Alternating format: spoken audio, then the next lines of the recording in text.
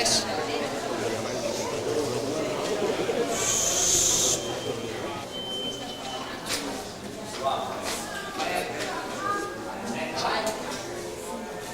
Lluís, controla'm això.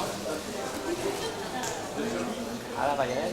La colla es va fundar l'any 1969 com a rebrot d'una altra colla anterior, de l'any 58, i ara doncs portem 30 anys. Es va fundar en base a un impuls, sobretot del Nicolau Barquet, i una aventura que vam emprendre, i vam triar el color vermell de la camisa perquè eren camises que quedaven de l'anterior colla, que a la vegada estava motivat segurament pels colors de la bandera de l'escut de Sant Jordi, l'escut de Barcelona. La colla, donat que aquí a Barcelona hi havia antecedents castellers immediats, doncs va ser portada a l'afició castellera per vilafranquins i després s'hi van afegir també companys del Vendrell, el Montavalls, de Vilanova, també recordo. O sigui, gent que ja havia fet castells, junt amb els que van anar sortint aquí.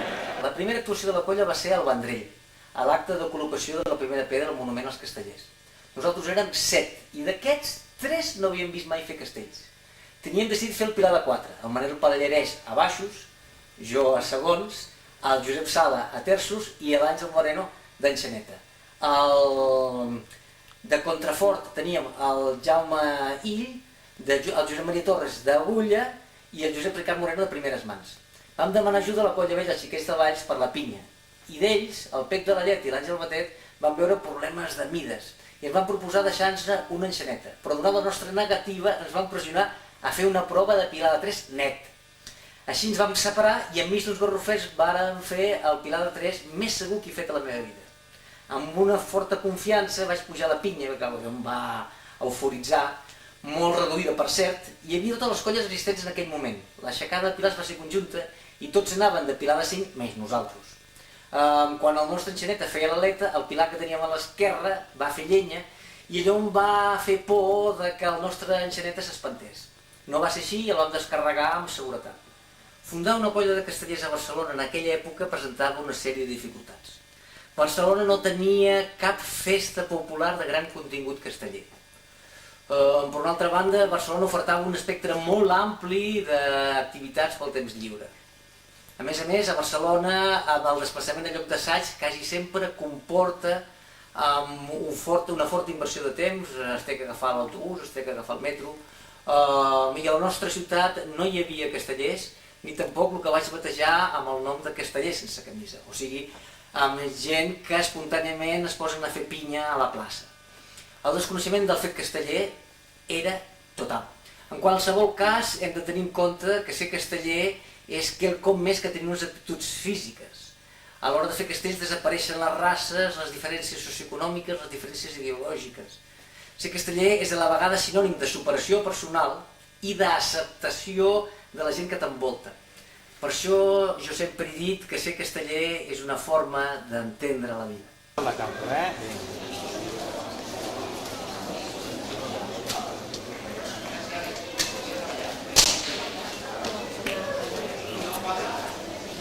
Castellers és un col·lectiu de força gent, en el nostre cas una colla de 8, diguem-ne que ens movem pels 150 incondicionals, que a l'hora de fer grans actuacions ves fins a 250-300 persones, fins i tot més en algunes ocasions. D'aquestes persones, les que surten a la foto, per dir-ho d'una manera, és potser la part més petita, que és el tronc i el pom de dalt, la canalla, que corona el castell, però la resta de la gent fa un paper importantíssim és del tot imprescindible, que és el gran gruix de la colla que fa la pinya i la soca i el folre en cas dels castells folrats. Ficar a tantes persones al seu lloc i definir estructures que puguin funcionar i que es concretin en castells grans, evidentment això implica una feina de treball no només del casteller, sinó de la gent que està organitzant aquesta feina, que és la comissió tècnica, la qual es composa bàsicament de 3 grups, que és la tècnica de canalla, la tècnica de tronc i la tècnica de pinyes. Una enxaneta acostuma a ser un dels nens més petits de la colla, que pot tindre entre 3, 4 o 5 anys per començar a fer pilar. I 6, 7, 8, 9, 10 i 11, i en molts pocs casos 12 per començar a fer castells.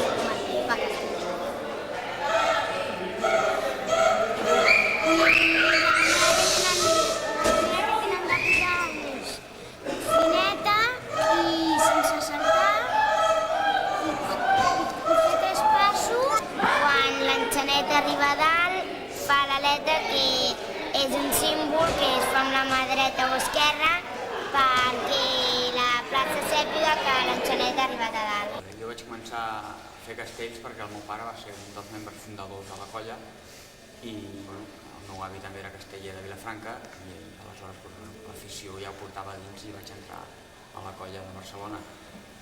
Com a anècdotes et podria dir d'enxaneta que vaig fer el primer Pilar de 5 que es va fer a la Vilafranca al Penedès, a la sortida d'ofici, i recordo que el vam intentar el primer cop i va caure perquè després van canviar el segon i jo no volia pujar perquè va ser la meva primera caiguda i llavors sí, vaig dir que el tornàvem a intentar. El meu pare em va dir que si el descarregava em regalaria una bicicleta i jo vaig pujar i em descarregar el castell. Aquesta és la camisa amb la qual vaig coronar el primer Pilar de 5 i després una altra vegada també a l'Ajuntament de Barcelona l'any 70 a les festes de la Mercè em va agafar l'alcalde José María Porcioles, treure a la butxaca un grapat de bitllets de 1.000 i em va donar un i em va dir «Chico, esto te lo guardas en la butxa». I doncs jo em vaig quedar una mica espantat perquè un bitllet de 1.000 segons aleshores era molt difícil de trobar.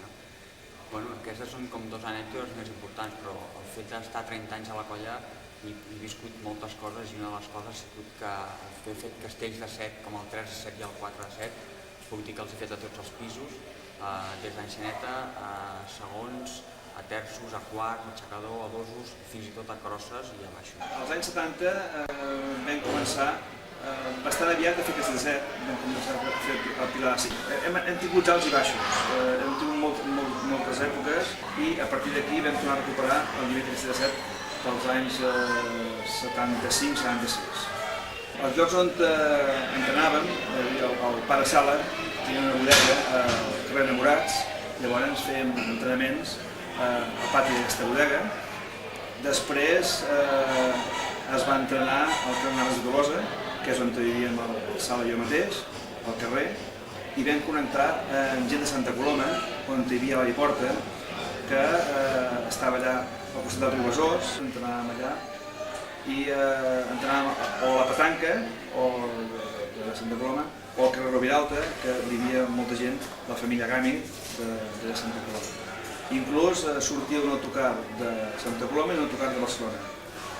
També entrenàvem quan plovia al pati, no, al forat de l'escala del Sant Pere Claver, de l'Escola Tècnica de la Clot. Després vam estar molts anys entrenant al carrer, perquè abans les colles no teníem local. Vam connectar amb l'associació de veïns del Clot i es van deixar les naus de Renfe i vam connectar amb aquest actual i des de l'any 83 que estem aquí. Pilar de 6, yo me acuerdo bien que vinieron un Pilar de 5, pero actualmente yo tranquilamente me puse debajo y realmente yo noté de que el Pilar costaba mucho. Yo noté de que costaba mucho el Pilar de 5. Y resulta que cuando se sube la chineta arriba del todo y cae el Pilar, pues me enteré que algo no era el Pilar de 5, sino el Pilar de 6. Y este Pilar de 6, esta es la paja que aguantó el Pilar de 6. Y el que aguantó el Pilar de 6 soy yo, aquí abajo. Yo abajo, arriba, un tal Carlos, un tal Sala, un tal Rubio, Miguelín i Patata, que és com la llamamos aquí en la colla. Jo vaig entrar a abril del 84 i en aquell moment doncs, encara hi havia castells de Santa Coloma perquè la sessió va ser el 85. Llavors vaig ser la primera noia que van acceptar, potser perquè tenia traces de ser un noi, era molt baixet, així cabell molt curtet. I dintre d'aquell any vam fer, jo particularment vaig fer castells de 7 i mig, però a partir que el 85 marxen els castells de Santa Coloma vam haver de fer una recomposició tècnica de tots els que pujàvem a castells i van entrar doncs, una quinzena de noies que vam aconseguir recuperar castells de 7 i mig dintre de l'any 85 i ens va costar 2 anys aconseguir els 4-8 i 3 aconseguir la torre de 7. A partir d'aquí ha sigut una ascensió brutal cap a castells de 8 i de 9. Del tema que m'ha tocat parlar amb mi va passar l'any 85. Hi havia al voltant d'una vintena de colles Els castells de nou que es veien durant tot l'any es podien comptar amb els dits de la mà, i la colla Castellers de Barcelona era una colla de castells de 8 que no es podia fer sempre, tenia molt assolits els castells de 7 i mig i es feien castells de 8. Situats aquí, s'ha parlat molt aquell any de l'escissió de Santa Coloma. Llavors, jo el que deia 14 anys i el que dic que continuo dient ara és que no es pot parlar de escissió. Les colles castelleres sempre tenen un debutall de gent. Els castellers de Barcelona tenien molta gent de Barcelona, tenien molta gent de Santa Coloma i també d'altres pobles castellers. Però es va donar la casualitat que en un moment concret van marxar 12 castellers. Si situem en el nivell de la colla, que un dels castells que sempre s'havia de tirar a plaça les actuacions importants era un 5 de 7 i d'aquests 12 que van marxar 10 pujaven, clar, lògicament podríem dir un trastorn. Es va veure que, malgrat que la gent se'n vagi, amb una colla ningú és imprescindible.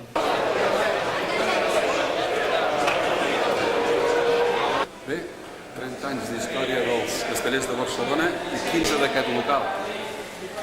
Aquest local que ha servit per tots nosaltres per assolir castells cada vegada més alts, tan alts que fins i tot aquest forat en el seu moment va sorprendre a quasi bé tothom. Ara se'ns ha fet petit i ja no hi val la manipulació mecànica, sinó que ha tingut que ser a base d'un motor. Un local que jo recordo anècdotes molt assenyalades i molt que m'han marcat molt. Tant el Josep Maria Padullers com jo hi vam passar-hi moltes hores. Hores que van ser algunes molt anecdòtiques per riure i altres que hi vam patir lo nostre. Lo nostre perquè els calés no hi eren i aquests calés els vam haver de trobar o inventar. La meva entrada a finals d'any 92 va ser una mica complicada perquè el cap de partit anterior, el Garrola, el va deixar al setembre i aleshores va ser una mica complex. Però bueno, a partir d'allí jo crec que amb els caps de colla que he hagut després, amb el Jaume, el Penes, l'Àvila, s'ha anat, potser no tan de pressa com voldríem, per això tots, per això es diu sempre, doncs hem anat mantenint el nivell. No veníem dels castells de 7, veníem de fer un castell de 8 cada any. Llavors en feien, què? 2, 3. 2-3 l'any en feien. I aleshores, a partir del 94, que amb el cap de colla del Jaume, el 95... Bueno, jo també vaig entrar en unes circumstàncies molt especials, perquè vaig entrar que no hi havia tècnica.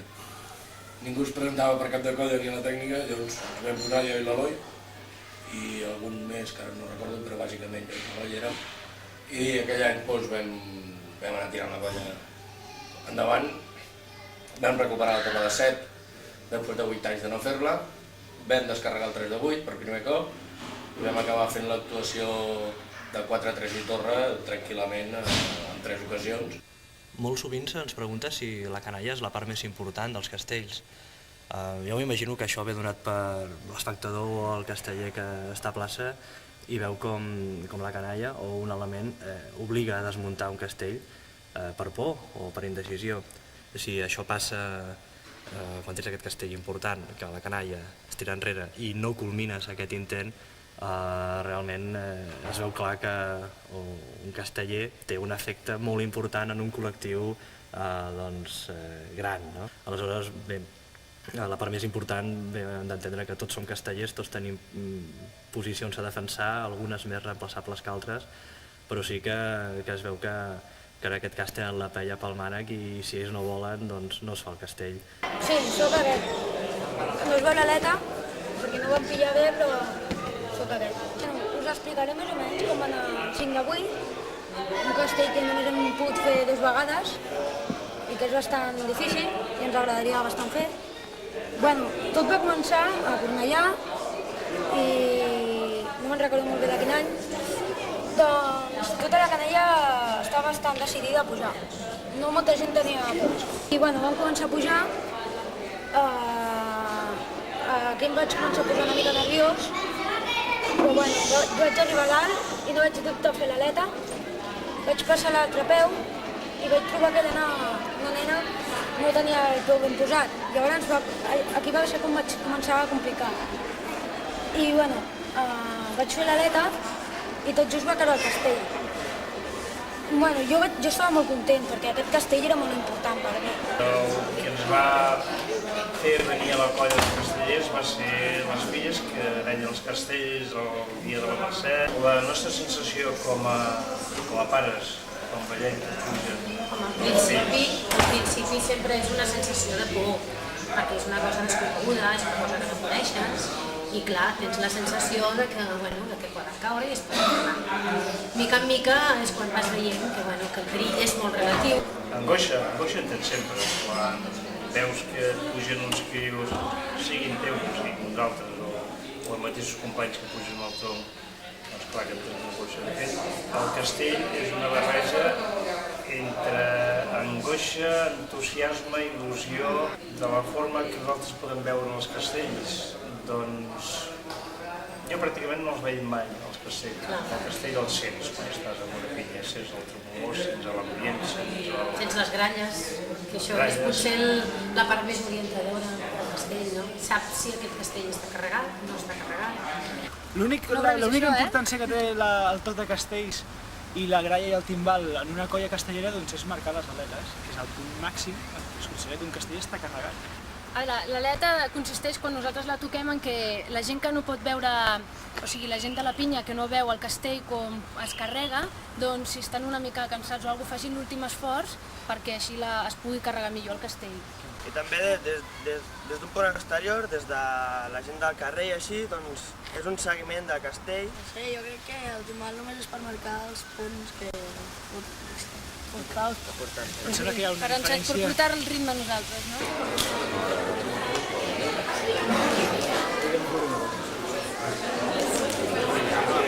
Sento, però et poso una mica. Silenci!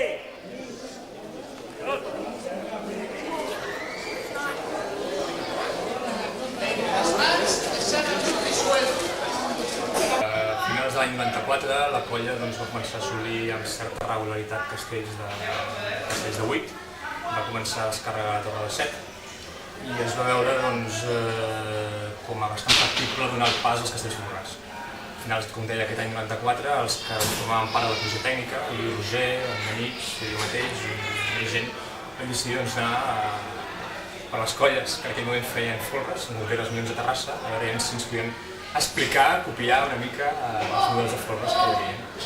Vam investigar, vam començar a provar a la colla, vam començar a experimentar i va ser l'any següent, l'any 95, quan vam acabar consolidant tota aquesta feina que s'havia fet des de finals del 94 i tots els coneixements del 95. Aquesta feina es va consolidar en la Torre de 8. La Torre de 8 que vam carregar el mes de juliol, per primera vegada, a la plaça Roger Taulet. En aquell moment ens plantegem de fer un castell folrat, tant per el que crèiem que era un número just de gent com per la capacitat del moment, com la trajectòria històrica que anaven seguint totes les colles que es folraven, es va creure que el castell indicat per donar el salt era la Torre de 8. I aquesta va ser la Torre de 8 que vam muntar. En aquell moment teníem bastanta gent, tota la colla té peu sobre de soca amb camisa vermella, inclús hi ha forces cordons sense peu a sobre. Vam muntar una estructura de folre tradicional, 3 vents, 3 primeres mans escaletes, primers laterals i laterals exteriors. Dos avall. Esquerra i dreta és la guerra, En el 3 ja estem veient. Esquerra i dreta és la guerra, que no ens...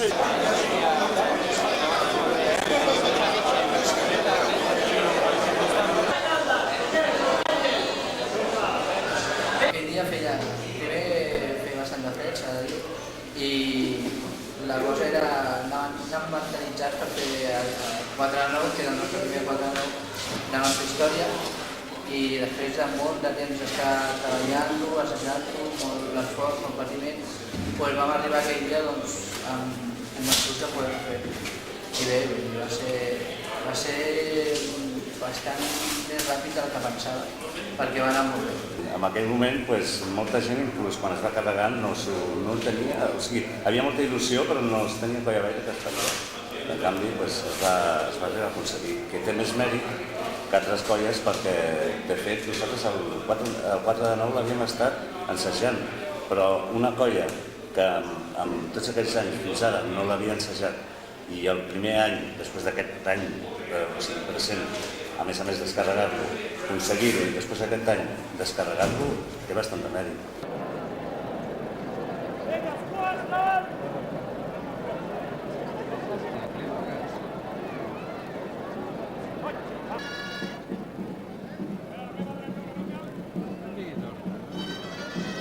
Dosos, Pau! Crista del col·locat!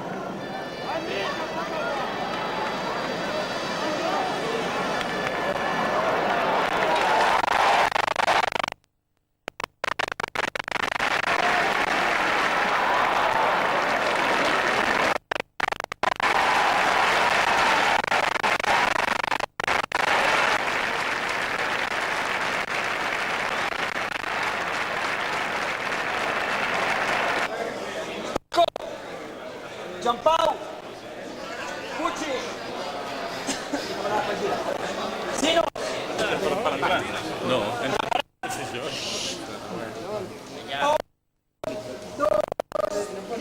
molt bé. Preparats?